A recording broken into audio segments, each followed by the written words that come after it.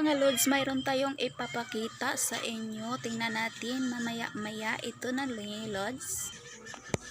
Ayan mga lods. Ayan, bago pa tong natapos mga lods. Ito, tahiinin pa to. Tatahiin pa to. Ayan mga lods. Hindi pa to natatapos kasi na papagod muna ako. Mag-relax muna konti. Ito mga lods, tapos na. Tapos na yan, cortina.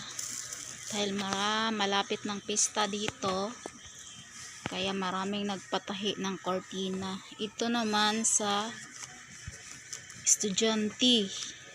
Gamit nila pang graduate.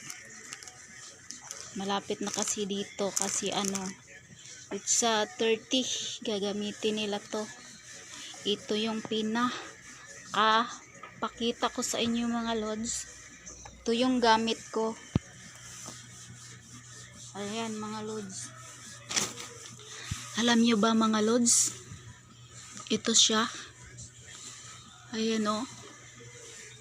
Super tagal na to. Super parang antique na siya. Ayan o. Sa unang panahon pa to na klase na makina. Ayan mga lods. Ayan yung logo niya. Parang gold yan dyan yung logo niya. Kasi nilagyan ko ng pentora kaya naging itim. Tapos ayun no. Hindi na nakalas na sa katagalan. Ito yung padjak na to mga lods. Pero super tibay. Grabe. Grabe. Wala na nga yung ganito niya oh. Natanggal na. Tapos ayan, pako na lang yan nilagay dyan. Tapos ito oh, yung Korea. Yan yung Korea. Hindi nalagyan ng Korea ng ano lang to, lobid. Nilagay ko lang dyan. Ayan yung tatak niya mga lods oh.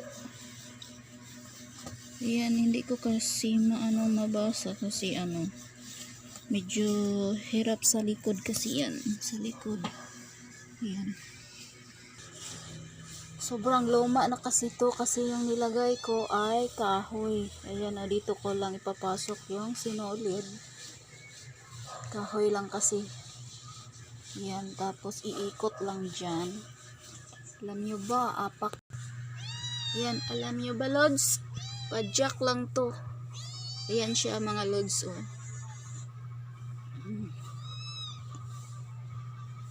Singer. So Portugal na to. Ito yung stand niya. Yan, ito yung stand. Pudpud na oh. Oh, wala na yung gulong. Ito yung niya.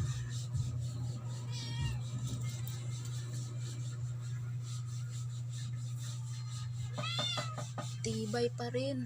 Ayan oh. Tibay pa rin. Hindi ko masyadong nalinisan na. Kaya ganyan na yung mukha niya. Yan mga lods, nakikita ko lang dito sa gamit to sa partner ko. Ayan yung ilalim niya mga lods. Ang bagtik po. Grabe. Yan. Lalim niya. Grabe. Ang bagtik pa mga lods. Ayan na. Dito ilagay yung dalawang paa. Parang ipadjak. Parang iikot-ikot. Yan. Ito yung Korea. Papunta dun sa itaas. Oh.